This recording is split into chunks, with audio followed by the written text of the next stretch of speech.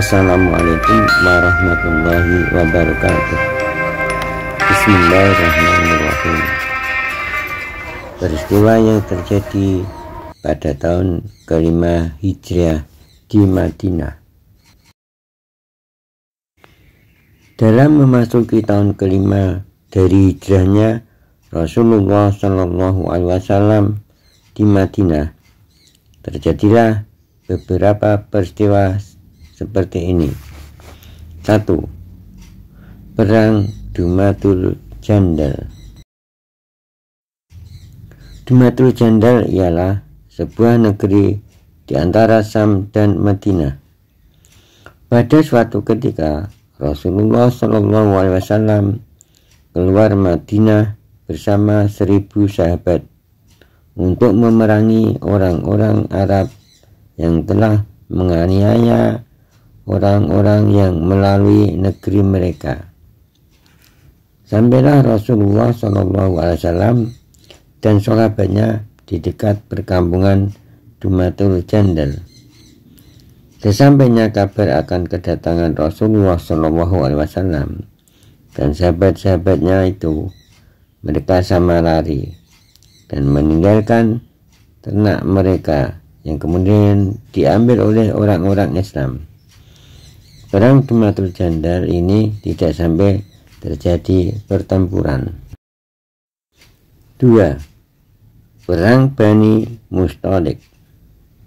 Bani Mustalik adalah suku yang pernah membantu orang-orang Quraisy Mekah dalam menyerang dan memusuhi kaum muslimin dan Rasulullah Shallallahu Alaihi Wasallam di perang Uhud. Dalam bulan Sa'ban tahun kelima Hijriah, ada sebuah informasi kepada Nabi Muhammad Shallallahu Alaihi Wasallam bahwa Al-Haris bin Diror, yaitu pimpinan Bani Mustalik, mengerahkan pasukannya untuk memerangi Rasulullah Shallallahu Alaihi Wasallam. Maka Rasulullah Shallallahu Alaihi Wasallam berangkat bersama dengan sejumlah tentara yang banyak. Termasuk dalam rombongan itu adalah Aisyah dan Ummi Salamah, istri Rasulullah Shallallahu Alaihi Wasallam.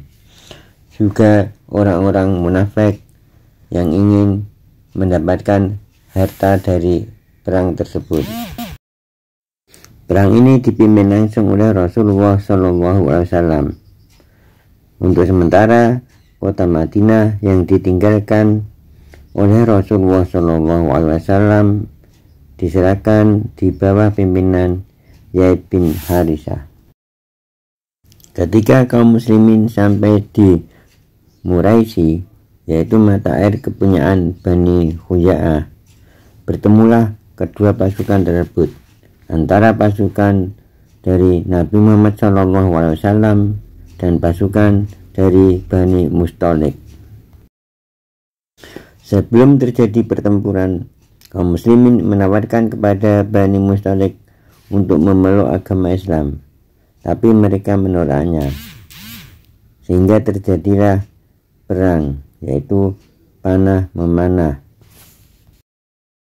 Kemudian kaum muslimin mengadakan penyerbuan secara serentak, sehingga membuat kocar-kacirlah pasukan dari Bani Mustalik. Perang ini dimenangkan oleh pihak kaum muslim. 3. Pernikahan Rasulullah Shallallahu Alaihi Wasallam dengan Juwairiyah. Dalam perang Bani Mustalik, kaum muslimin banyak menawan dari pihak musuh laki-laki, perempuan, anak-anak, dan bahkan harta benda yang berupa ratusan ekor unta dan kambing. Di antara para tawanan itu terdapat seorang perempuan yang bernama Barirah, yaitu putri kepala suku Bani Mustalik. Barirah inilah yang dinikahi oleh Rasulullah Shallallahu Alaihi Wasallam.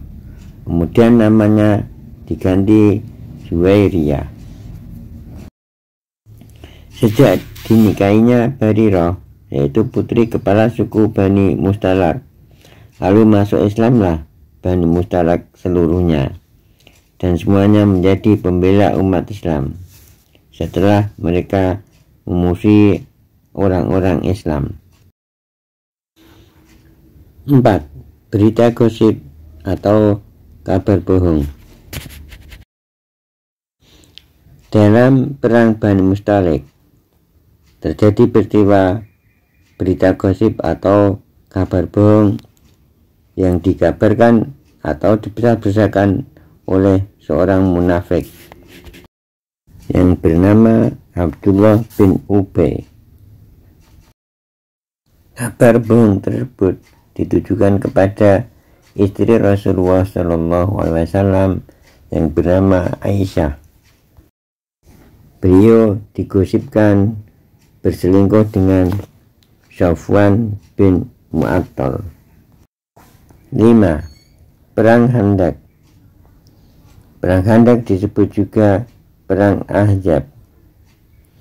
Perang Khandaq artinya parit, karena dalam perang itu Rasulullah SAW membuat parit, atau disebut Ahzab karena musuh waktu itu terdiri dari berbagai gabungan, yaitu orang Yahudi dan orang kafir Quraisy. 6. Perang Bani Quraidah. Bani Quraidah adalah golongan orang-orang Yahudi Madinah yang telah mengkhianati perjanjian dalam perang Khandaq dan menampakkan permusuhannya terhadap orang-orang Islam. Maka ketika pulang dari perang Khandaq, Rasulullah SAW diperintah oleh Allah melalui wahyu untuk memerangi Bani Quraidah dan membersihkan bumi Madinah daripada mereka. 7. Pernikahan Rasulullah SAW dengan Zainab binti Jahsy. Pada mulanya Zainab binti Jahsy dijodohkan oleh Rasulullah SAW dengan Zaid bin Harisah, yaitu anak angkat Rasulullah SAW.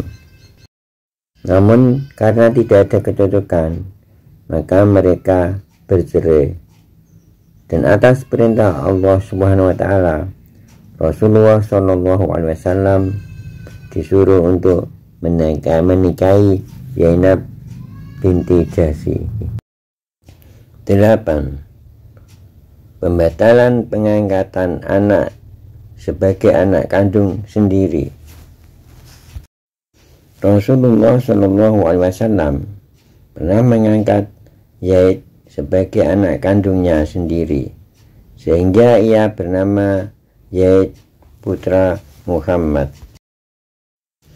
Namun kemudian Allah Subhanahu wa Ta'ala mengharamkan kepada kaum muslimin untuk mengangkat anak sebagai anak kandungnya sendiri.